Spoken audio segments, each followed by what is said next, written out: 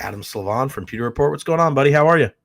I'm doing well, Jay. Happy to be on with you and talk about some Bucs football. There was a big injury update today that Todd Bowles shared, and the ramifications of it are huge. Yeah, you got that right, buddy. And let's get right into that right now. Give us kind of the update on Jalen McMillan and what that means for that wide receiver room.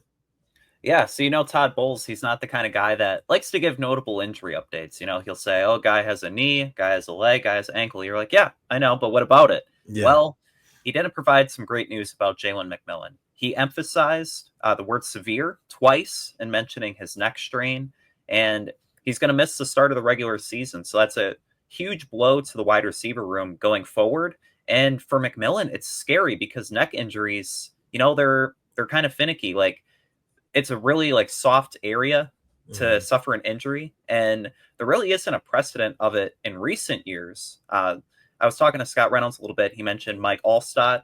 His career kind of ended with a neck injury. John Lynch, part of the reason he wasn't kept around in Tampa Bay was because of his neck. And then going back a little bit, Nick Collins of the Packers back in 2011, his career ended just off a routine play, but his neck got compressed. So it's a scary injury. It was a scary hit. And now with McMillan out, it's really the Mike and Emeka show. Yeah, no doubt about it. What were your thoughts on the throw? Because it just seemed like that ball was hung up there forever. Nobody's really looking at this whole thing and putting any of this blame on Teddy, are they? I hope not. But at the same time, the pass was lobbed, and you don't want to put your wide receiver in a position where he could get hurt. And unfortunately, it ended up being the case that, Jalen McMillan, he took a huge hit from the Steelers defensive back, but I don't think people should be blaming Teddy. At the same time, you don't want to make that throw in the preseason.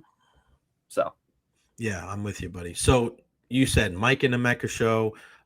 This draft pick of Emeka Egbuka looks way smarter now because of the injuries to Chris Godwin and Jalen McMillan. What about the rest of that wide receiver room, Adam? How does this affect kind of who they're going to keep and maybe how many wide receivers they're going to keep as they start the season? Yeah, with the news of J-Mac joining Godwin out to begin the year, I think the Bucs keep 6 wide receivers, Jay. And I think it will be a thing where Sterling Shepard, he makes the team, but he kind of gets cut, so he doesn't get his contract fully guaranteed. And then they bring him back on the practice squad and then elevate him to begin the year. So I think in week 1, Sterling Shepard will be wide receiver 3. You still have Tez Johnson. As a return guy, he might see a little bit more action in the offense. And then Ryan Miller, I think, really kind of round out the room. And you still have Garrett Green, who he's shown some ability to return and kind of get a grasp of things, converting from a college quarterback to an NFL wide receiver. It's difficult, but he's shown an ability to. But I think you're going to see Sterling see a lot of action on offense. Tez kind of be worked in there a little bit. And then Ryan Miller, he adds value as a blocker. He caught a couple touchdowns last year. And hey, it's Baker Mayfield. What does this mean what about guys like Palmer and also Rakim Jarrett? These are two guys that have been around. We know their names. They know this offense, you would think. But, man, even with this, injury to Jalen McMillan, it doesn't seem like we're hearing more of their names. That can't bode well for either one of those gentlemen. Yeah, they've had really quiet camps and preseasons. And, I mean, going back to last year when Mike and Chris were down in the middle of the season, the Bucs really needed a wide receiver to step up. You didn't see Palmer and you didn't see Rakim Jarrett do anything. So I think they're on the outside looking in the wide receiver room, but maybe they find a way on the practice squad just based on their familiarity with the offense. But I don't see them making much of an impact. Yeah, no doubt about it. What about some other guys that reappeared today or that were on the sidelines for practice?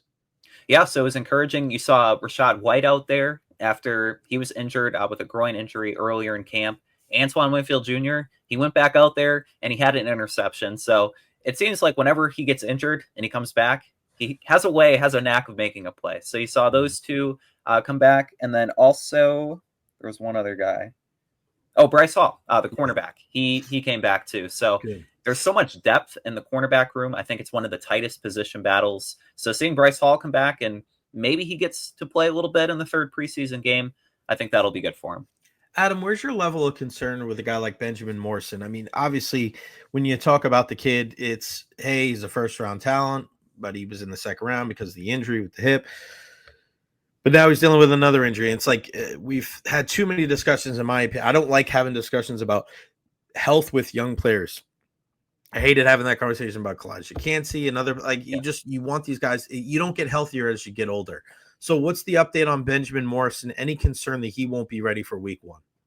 Yeah, so Benjamin Morrison, he's been out there every day during training camp. I mean, I saw him today just kind of standing around with the other cornerbacks. And I mean, he's getting those mental reps, Jay, like he's seeing and kind of visualizing things, but that at the same time, it only goes so far. Like you need to be out there, you need to be making plays. And for someone who, he slipped in the draft because of a hip injury, like again, that's kind of a sensitive like area too, where you don't want to see him like not see the field at all. Like as a rookie, as a second round pick, you need to be on the field. You need to be contributing.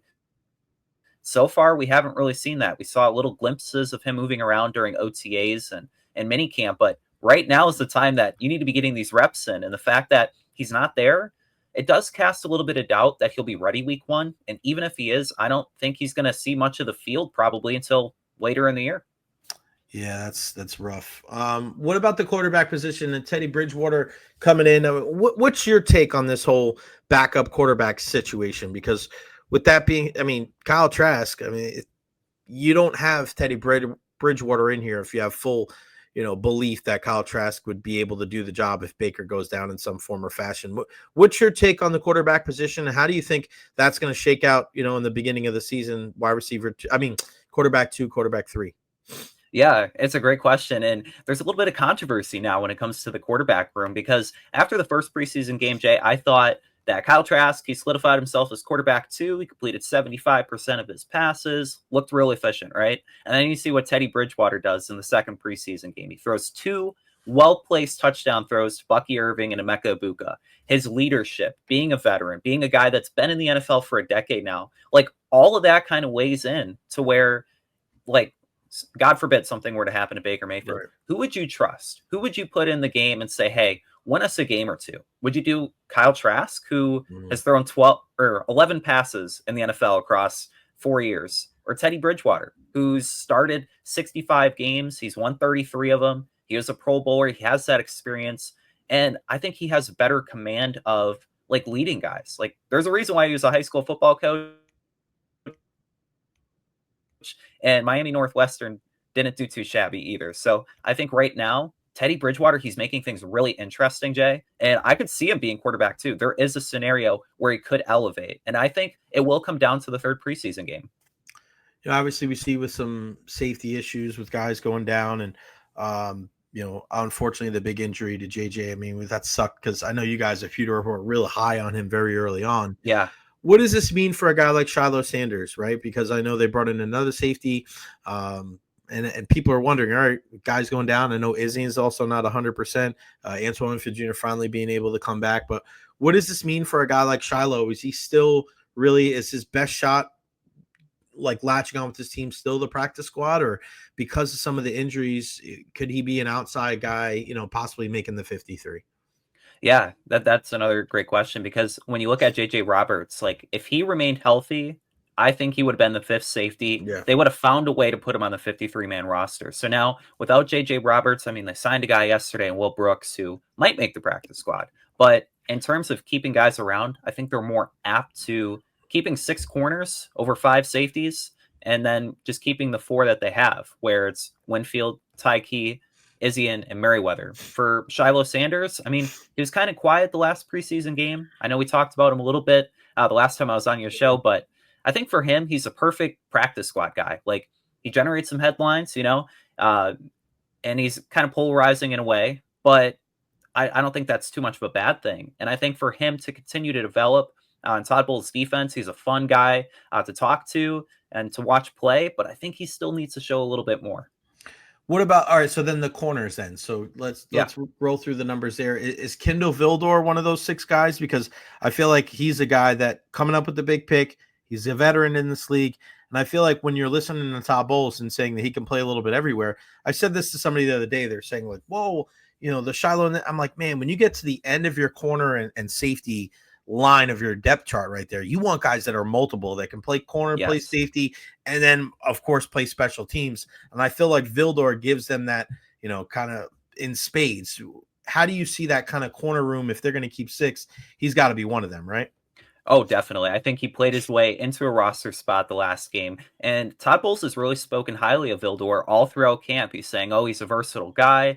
We don't really have to teach him much. He doesn't get too many reps, but when he's out there, he produces. And you saw that where he got an interception, he had a few tackles. Like, he plays great coverage. And I think that has him secured maybe as a fifth corner. So when you have Dean, McCollum, Morrison, and Bryce Hall, and adding Vildor, you have five corners, right? And then I think the last guy might be one of those UDFA corners, whether that's Tyreek Funderburk from last year, Roman Perotti, and I think even Javion Farr, if he doesn't make the 53, probably makes a practice squad. Like there's a little bit of mix there between some guys with upside at the end of the roster. And let's not forget Jacob Parrish either. I mean, Jacob Parrish. Yeah, he's a nickel. He's a corner. Yeah, he can do a little bit of everything. He's his own number. He's his own number, right? He's that guy. What about Antonio Greer? This is a guy that I've known for a while. You know, being a USF guy, and man, he made an incredible play last Monday in practice, like jumping up, knocking the ball away. Comes away with an interception.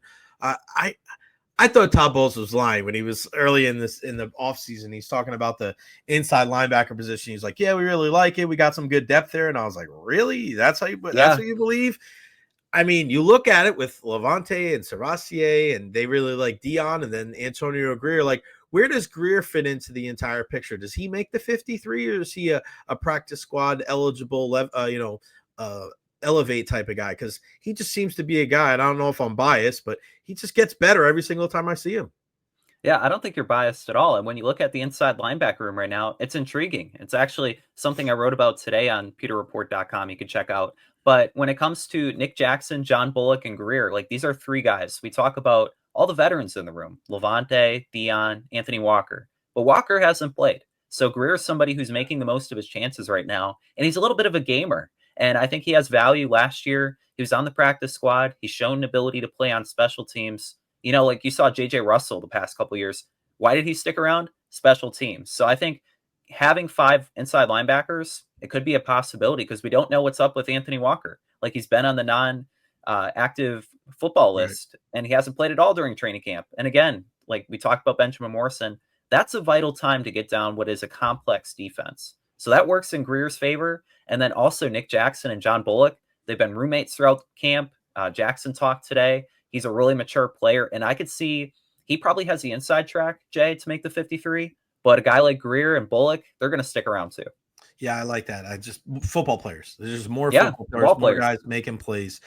Big fan of those guys. What about Chris Braswell in preseason game number 2? I mean, you were up there in Pittsburgh. Not a great showing there in the first game, but man, the second game, it looked like he was much better. He was, getting to the quarterback, comes away with the sack. That's what you want to see from the second-year guy out of Alabama. What did you see from him live, up close and personal there in Pittsburgh? And maybe give me another player or two that maybe didn't stand out on the television, but from what you guys were able to see, whether it's in practice or games, made an impact on you. Yeah, so when it comes to Chris Braswell, I feel like it's too early for Bucs fans to give up hope on him. I mean, he was a second-round pick for a reason, played at a big program in Alabama, and I thought he had a really good training camp, and he continues to do so. He had a couple practices with multiple sacks, and so the first preseason game against the Titans, he was quiet. He was disappointing. There's no going around that. But I thought he played better against the Steelers, and as you mentioned, he looked like he had more of a diversified pass rush move set. And you kind of want to see him take that next step, because he's raw, he's physical, so he kind of needs to develop some moves. And I think having Larry Foote as his coach this year, it's going to be huge. But at the same time, like, beyond Yaya Diaby and Hassan Reddick, there isn't much established production from the pass rushers. So you need someone like Braswell to take that second-year jump. And then you mentioned somebody else who kind of stood out in Pittsburgh. I want to bring up two corners, so I mentioned him a little bit before. Javion Farr, for not learning the offense, or the defense rather, at all. And he just came in at Carnegie Mellon University, and he had a pass breakup, and I thought he played well against the Steelers. And Jamel Dean, he got roasted, he got toasted early in the preseason game by Roman Wilson. He got called for that DPI. But both practices on Wednesday and Thursday last week, he had 2 pass breakups. And I think that's going to be huge for Jamel Dean, because he's paid a lot of money to make scenes, to make big plays, and he hasn't. So I think that he'll have a chance to this year, and you might see him come away with more interceptions than he has. Yeah, I wanted to ask you about Jamel Dean. What do you think about Jamel when it comes to because people are looking at him now and they're like, this dude gets toasted. They should get rid of him. They should trade him. Like, what is your thought process on what his future is like, not just this year, but beyond? Because as much as we'd love for him to be able to get more interceptions, I don't know if he's ever going to, turn into Deion Sanders or anything either. So what's your take on him?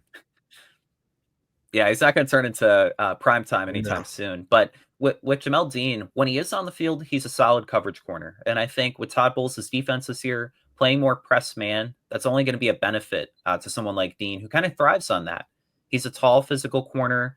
He has the speed. I mean, he has the tools. For him, it's just about staying healthy. If he stays healthy, Jay, I think that he could stay around beyond this season. But again, it kind of depends on what BMO and his status is. Like, if he looks good as a rookie, like, you might see him take Dean's spot sooner rather than later. At the same time, they know what they have in Dean, and he is affordable. That's part of the reason why they kept him around at $13 million a year, when corners these days are getting paid $16 to $18 million for similar track records. I mean, he's a good value. He's a great locker room guy, and I think he could stay around a little bit longer. But at the same time, he is getting to that point where he's already an injury-prone player, and as corners age, they get even more along those lines, and they kind of lose that established production. So it's interesting, but I think 2025 for Jamel Dean, make or break year, most definitely. Adam, any concern about the lack of the running game against the Steelers? I'm not concerned, because the Steelers, the past decade, I mean, really, Jay, they have had like great defenses. They're one of the best units in football when it comes to not giving up points and being stingy, kind of like Todd Bowles and his defense is one of the best. So I'm not concerned. I do want to see more out of the running backs heading into the final preseason game. I thought Josh Williams flashed a little bit. He averaged over 4 yards a carry. But Sean Tucker, like, regardless of Rachaad White's future, Sean Tucker's another guy where he's explosive, like, in practice. Well, we got to see that in games. And he could probably rotate in a little bit more this year. That's something I'd like to see as a running back too. But heading in against the Bills, another tough test. I'm not concerned, because you saw the success last year, but you kind of want to see more heading into the regular season. Adam, before I let you go, what do you think is going to be kind of the shakedown, or the breakdown rather, of what starters or what players we're going to see in that game Saturday night against Buffalo? Yeah, so if I'm Todd Bowles, Jason Light, I'm bubble wrapping Mike Evans and Emeka Egbuka like no other. After everything that's happened with all these wide receivers, man. Todd Bowles mentioned today that based on what Baker Mayfield he did last week in practice against the Steelers, he's not going to be playing. I think it's going to be Teddy versus Trask, the final showdown, if you will. Really? And yeah, I think it'll get your popcorn ready if you're watching it. But I think a lot of the young starters, young players on both sides of the ball are going to get some run. Obviously, Charlie Heck. But it's going to be more of kind of like a tune-up game. The last look at some of the backups, guys that we've talked about on this show, and making that 53-man roster. It's going to be huge, but it's also going to make for some fun, because these guys are hungry. Like you mentioned, Antonio Greer, he's right in the mix with Bullock and Nick Jackson. Like, all these guys are hungry and fighting for roster spots. Love it, man. What else you guys got up on pewterreport.com, buddy? So we just did a little bit ago, Scott Reynolds and Matt Matera kind of broke down the Jalen McMillan situation. We're going to have more stories coming out later today, kind of going over some different news. And I also have a little story in the works. You mentioned Braswell, and the lack of a veteran outside linebacker in the room besides Reddick. Could they look to add a veteran? So stay tuned to that. At Adam Lives On, always check out at Pewter Report, pewterreport.com. Our friends over there do an incredible job covering all things Tampa Bay Buccaneers. Adam Slivon, you are the man. Thank you, my friend. I appreciate it. We'll talk again soon. Yeah, looking forward to it, Jay. Thank you. You got it, buddy.